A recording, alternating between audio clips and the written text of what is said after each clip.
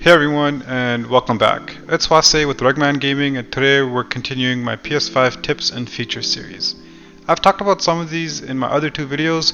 Some of these I've just recently discovered, and I wanted to make one more video highlighting these features. If you've been playing around with the UI, you probably know what all of these are going to be and where to find them. And if you've been hunting for them and having a hard time to figure out where they're located, well, this video will help. Let's get into it. Okay, so the first one we're going to get into is the mute button on the controller. So a single press on the mute button mutes the controller microphone. However, if you do a long press, it mutes the game audio. So this way, if you're doing mundane tasks, you're running around, want to listen to music, want to listen to a podcast, have a conversation with a friend, it makes it a lot easier for you to do this just by muting the volume, and you can tell by the flashing light on the controller. If you just press it once again, it unmutes the game audio, and then obviously one more time, it unmutes your microphone on the controller.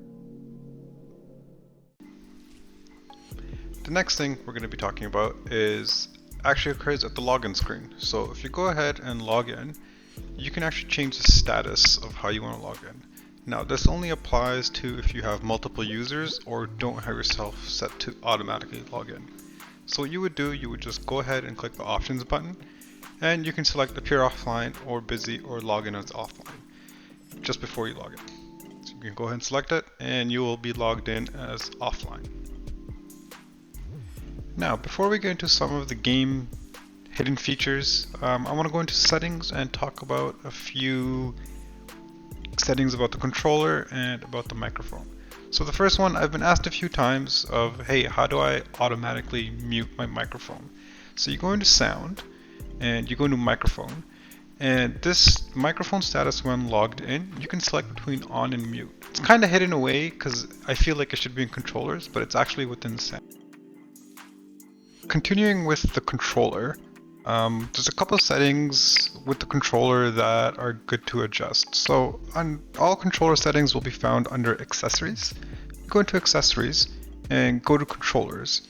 Now, they asked about configuring your vibration intensity. I mean PS5 when you first launched it, about configuring your vibration intensity and trigger effect intensity upon initial setup. Now, at that time, no one had used the haptic feedbacks and you weren't really familiar with the triggers and if you liked it or if you didn't, so you probably left it at the standard strong. So you would come into controllers here under accessories, and this is where you can change it or turn it off to whatever you like to play. But the other two main ones here is for the brightness of the controller indicators. So this is the screen, the little LEDs on your controller. You can make it bright or you can make it medium or dim. I prefer dim. I'm not looking at my controller, it doesn't matter. And the final one is communication method. I did talk about this in my previous video, but if you're in esports, if you're within the fighting game community or the competitive FPS, or even if you just prefer a direct connection, you can actually swap over to USB cable. It's going to be really handy for if there's a lot of Bluetooth interference in your house or wherever you're playing, you can actually adjust it. So I really like how they implemented this on a system level. Okay, moving on. The next one is very important. I would recommend anyone buying cross-gen games that have PS5 upgrades available. Please check this setting because by default it defaults to PS4 games. So when you get the game, make sure you hit options button on it and go to game version. Now, for the cross-gen games, you're going to have the ability between the PS4 and PS5 games, and if it's been upgraded, make sure you select the PS5, otherwise you're going to get a lesser experience. You're going to be getting the PS4 version and not the PS5. So to experience it full, you want the PS5 version.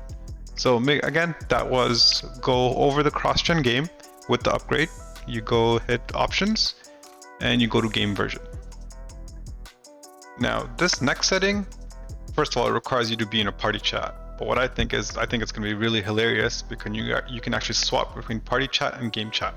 So when you're in an online game, you would just simply go ahead and press the home button or the PS button, and you would go into your party chat, and you can easily swap between party and game voice chat.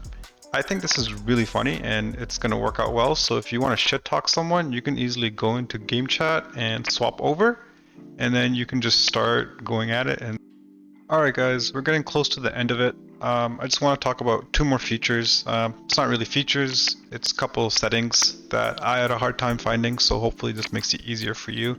The first one is balancing party chat and game volume. So you'd have to go into, you can either go through your game base or you could go through the party chat card right here. So you can mute the voice chat, or you go into it and you select the third option, voice chat volume, and then you can balance between game volume and party chat volume. The other place where this is hidden is actually under sound setting over here. So if you go into sound, you can also do it from here. It's not as easy as I think it's on the PS4, or maybe it just takes some time for me to get used to, but I found it pretty difficult to find these settings, but now that they're here, I can get to them easily. The last thing I want to talk about, a lot of people actually aren't aware of this. I've had a few people ask me questions about this and I was surprised. So the PS Plus collection, I talked about this in my first video, I believe. PS Plus collection is offered to all PS Plus members. So if you're paying the, what is it, $60, $70 in Canada, $50 in US, I think. If you're a PS Plus member, you get these 20 games for free. Now, I would recommend you add them to your library. You don't have to download them, just add them to your library so you can download them at a later date when you get around to wanting to play them. They're yours to keep as long as you have a PS Plus membership. As long as you're subscribed, they're yours to keep. Sony hasn't really announced what they're going to be doing with this. They haven't really made a full plan yet.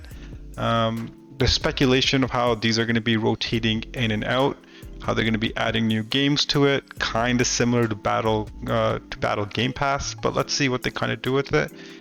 But yes, you have access to these 20 games, so please add them to your library and visit them when you get a chance. Some of these are great. God of War, one of my favorite games. Bloodborne, if you're a Dark Souls, Demon Souls player, you will absolutely love Bloodborne. Ratchet & Clank is great. Detroit Become Human, amazing game. A great weekend game where you can sit down and run through it really quickly. But yeah, these are yours to keep. Just make sure you add them to your library.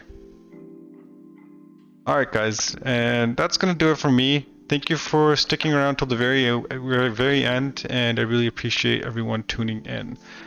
Catch you later. My next video about this series is going to be a 1 month in review with the PS5 on whether or not you should buy one. So stick around for that one.